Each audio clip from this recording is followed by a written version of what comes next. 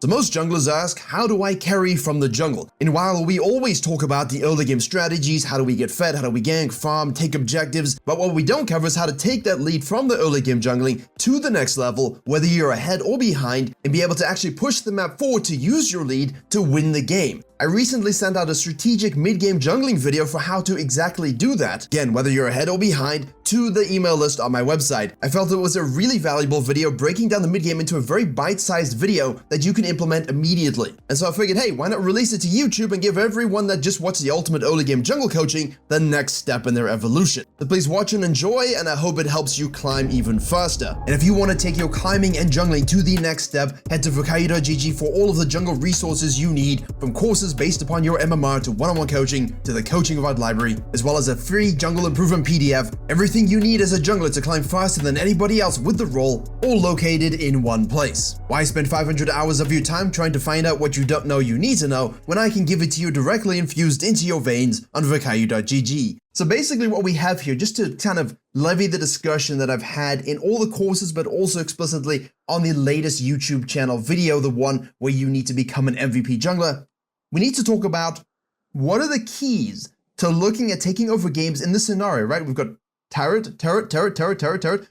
everywhere. We have here Talon, who's doing pretty good, right? 502, he has the lead here. They're up 3k gold. Watch what happens before we go into a more stereotypical whiteboard example. We're like, hey, we can kill the bottom lane. Renata says, yeah, how about no? And then Renata presses more buttons, and the gray HP mechanic with Ophelia is turning 200 years of damage. And before that happens, you see here the Grugs thinking about, hey, maybe I can do a dragon. Maybe I should scan this area up. What can I possibly do on the map at this particular stage? He is struggling, 1-2-0, not getting things going. Exquisite ward placed by the blue team. And as a jungler, when you see this in the late stages of the early game, this is your conduit, right? If you're the Gragas, if you're someone who's behind, you want to be able to see this ward being placed, or at least anticipate that it's being placed, and say, right, when I do this, I know they're going to see me. If the enemy jungler's in the vicinity because I'm tracking him, typical stuff, then he could be there for the counter gank. Obviously, in this particular case, the Talon seals his own fate.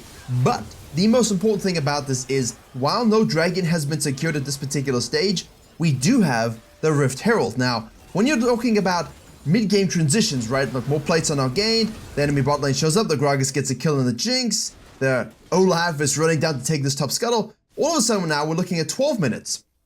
And in Korea, where this game is taking place, you all know this.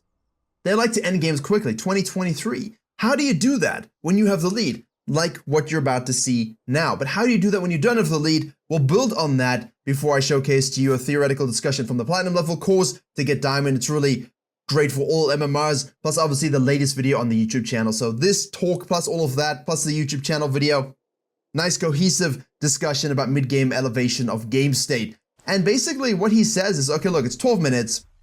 14 is the number that we need to avoid for plates, and it's just expiring. So basically he moves on up, uses his mobility. He gets away with this. Evelyn's Nunez might get away with this just because you have the movement speed Hecarim 2 to get to the mid lane. The point isn't that, hey, look, he died here, he's a dummy, and then because he's Talon, he still got this off. You know, that is its own point. That's fine, doesn't really matter. The whole idea though is, can I get my Herald off before it expires or before the plates disappear? Then immediately, what did he do? You saw it, right? Straight into this zone. Straight into here, looking for camps. Look at the Olaf cutting. He's immediately saying, look, I'm taking this turret and I'm moving forward. This is the singular biggest thing you can ever learn about the mid-game. The swoop method. Being able to control this river and then drift into this zone, into this zone, into this zone. Drift into this zone, into this zone. Leverage that into a dive on the bottom side. Dive on the top side. You're always pushing the map forward.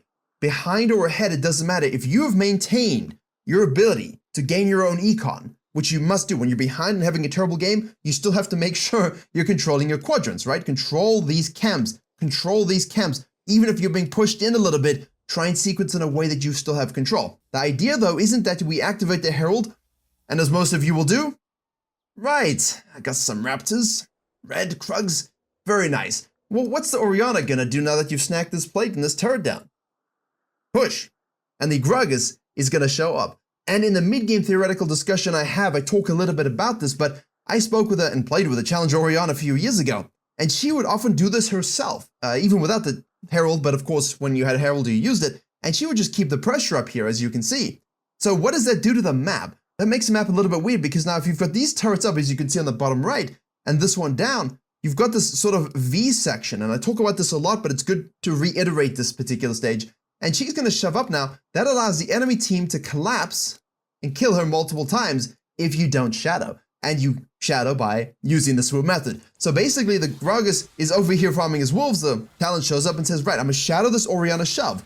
The bottom lane and the top lane here will have to respond or lose and die. Talon's using his early lead to push out the enemy jungler very aggressively and with assertion to say, no, this is it. I died here being silly. Doesn't really matter. Did I not help my bottom lane? Yeah, I didn't help my bottom lane at all. Poor Jinx. But I'm going to take your quadrant away. I'm going to shove it out. He can now proxy freely with no concerns. If it's a losing lane, just gank it and kill. Okay, so I just want to cut away very quickly, because obviously we're talking about using the Herald in the mid lane here. And in the few examples I will give, yes, this is a thing we're going to talk about. We will talk a little bit about a side lane push with the Herald, but just in general, you have to decide, do I want to use the Herald here, here, or here? I still see as a big problem a lot of low elo junglers, mid MMR junglers, not using the Herald at all. You just waste it, die, and now you don't actually get any plays. So basically what you need to look at is, hey, if the enemy jungler's taking this and going down to dive your bot lane, and they're going to shove this without the Herald, and you're able to sneak this sucker right here, let's try and leverage that into a push over here. Equal and opposite, okay? Even if there's a lot of plays,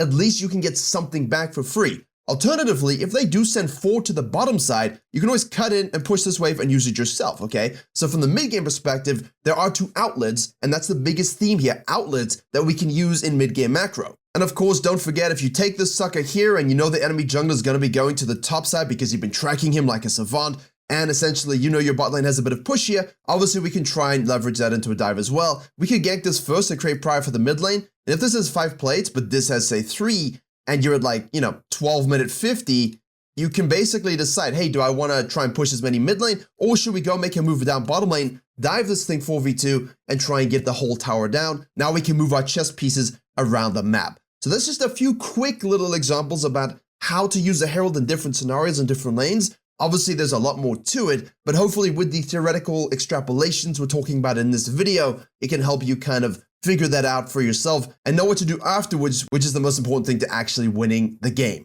Now I can move back to this. Where's Gragas going? Now he's going to have to go down to the bottom side here. We can afford to potentially do this quadrant reset and now look to do something about this area of the map, right? The dragon. We can offset that negativity that we brought forward that you saw from that gank. That's why I opened it with it. But of course, our gold is 943. So, I mean, there's no real rush for us. So what we do is we basically activate the Herald, punch down a tier 1. We move into this zone, we fall back to this one, then we cut down to this one.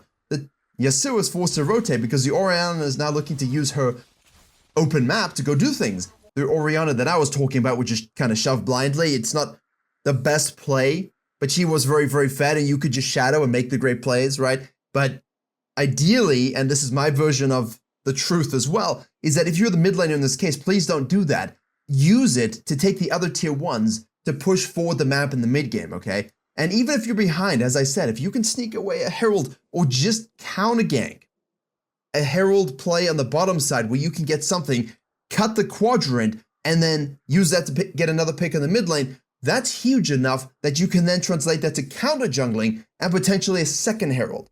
And that's exactly what the Evelynn did in the video on the YouTube channel tonight, how to become an MVP jungler. From behind, the same principles we're talking about here with the Talon, that Evelynn did in a negative game state, because while she had all tier 1s up against her, the enemy had now taken this one, and only the mid was available, so it had swapped entirely. And so the Talon, basically with that discussion in mind, goes to the Grump and he says, oh, I'm going to use this pressure to take a full dragon. And the Gragas, in the meantime, is like, well, there's nothing I can do because I lost my top quadrant, the bottom side quadrant. I guess I'll kill the ADC. I lose the dragon now. Talon super fed 2 levels up. He goes in and says, hey, maybe I can get the kills. Bleed, damage, proc, bleed, damage, proc. Not enough, so I leave.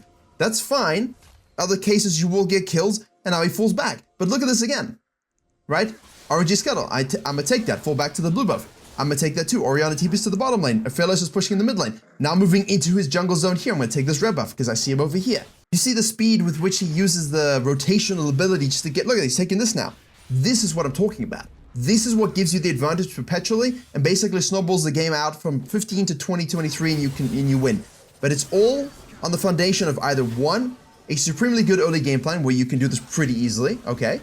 Or two, if you're not having a great game, as long as you're controlling your own econ, you're able to actually go ahead and still make the plays necessary when you use the herald to get into their jungle. Yeah, sure, you might not have prio, but let's be honest here. If the enemy lane is pushed up to this far, and the enemy lane is pushed up this far, and you're fed and all of your laners suck, and you go ahead and punch down the mid lane with that one, I'm happy going here because look how far they have to move to rotate. I can always get out, right? So it's almost worse if they're on the terror because it's a quick rotation for them to collapse in on you when you're pushing the map here versus, well, guess I'm gonna leave because I see you detach and walk back. That's the power of good herald early play moves. And if you don't have the herald, just a good pick. And yeah, it's kind of opposite, right? Because we just said, right, we'll activate the herald here. This is up and this is up. But what if, you know, we take this one with a herald or we take this one with a herald and this is available. Now, all of a sudden, all the pieces on the map from the red team move here.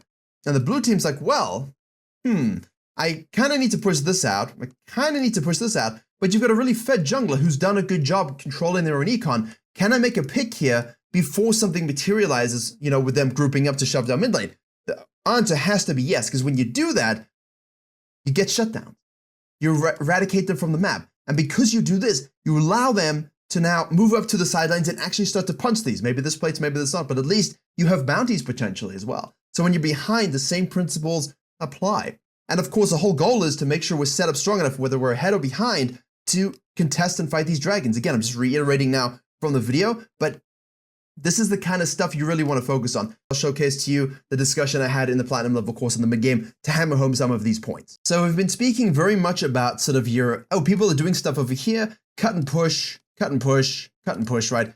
If they're doing something, can I push some turrets? Can I take some camps? Can I push somewhere else? Can I reset and then at least get something, right? You're always looking to offset some sort of macro pressure, and that's really, really good. Your whole team's dying in a sort of 4v3 scenario here. Okay, catch this, push this, cut in here, take all of this stuff, catch this wave, shove this one. Top laner shows up, fall back to your blue side, he over pushes, maybe you kill him and you push again. You're always looking to have that kind of outlet or extinguishing factor that keeps you getting stronger, macro-wise, gold-wise, experience-wise. But it's not always the right call to just shove down mid lane, shove down turrets and push blindly. Because what happens when you do that is you end up with these sort of dark zones, right? Like say this turret is standing, but you take this one.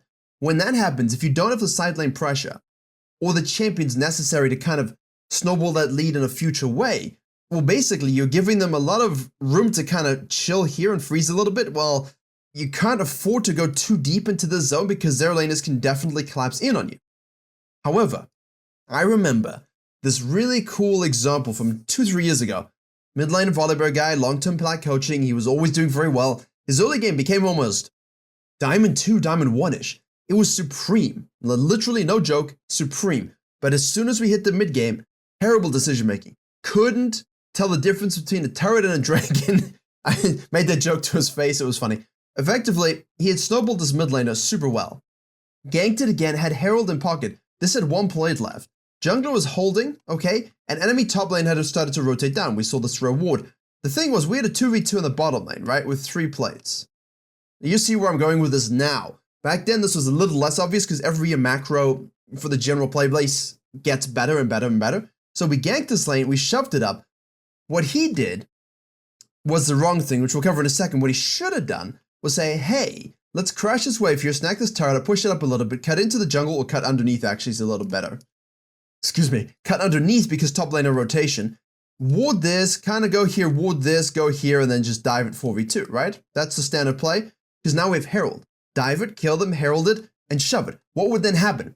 You would have 4 people down here with a Herald pushing this Giga zone up here, hardcore into this, while the mid laner would have to respawn and come hold. The top laner was rotating over and have to come hold. The jungler probably would do the same thing. All you have to do is disengage a little bit, and you've forced your whole team to rotate for nothing, while your top laner can probably bang away at whatever place he has left, maybe do this, counter jungle this, and all of a sudden you reset with thousands more gold as a team. Now you can group up for the next Herald, the next Dragon, next push, or whatever. What he did do though, okay, and that's important there. If you can do that and then 4v2 or leverage a side lane Herald push, do so. If you want to bust it down here, which is what he did do, he just straight up heralded this, which didn't need to be heralded. So they're trying to maximize this first Herald, obviously. There would be a second one. There was a lot of time left to get another Herald, you know. This wasn't like a 14-minute time or whatever. They had time. It was a good early game. As I said, he was playing very, very well. So what happened was the bottom lane, and because of this zone, right? Like as I said, because of this, the bottom lane could just shimmy around here. Top lane could just shimmy around here. And, you know, his bottom lane, not our bottom lane, are down here, and his top lane is here. They can't afford to cut in through this fog of war in case there's random people sitting and trapping. So you have a much longer way to go around. And also, you don't want to do that. You want to keep hitting your plates for the time being. You know, you're not going to move to a mid lane fight there at all. So what happens is they force this rotation. The enemy team rotates over, 4v2s them, shuts him down. They both had 1,000 gold shutdown. Shoved this up, 5-plated this, reversed the play, and then Goon squad a bot lane and killed the bot lane. So obviously saying, well, should the bot lane have died? Again, no, but why are you putting in your bot lane in this position when they had shove? Like, there's 5 plates here and 3 plates here. Your bot lane was doing fine. We're turbo stomping, but they were doing fine. So when I talk about shove and cut, you know, leveraging pressure points in different zones, this is what that means. Not just always push turrets blindly and whatever. Maybe it's just taking one and using it somewhere else as well. So think about these outlets of pressure in the mid game rather than always necessarily trying to replicate an exact strategy. And when you sort of see it that way, you'll have a better time.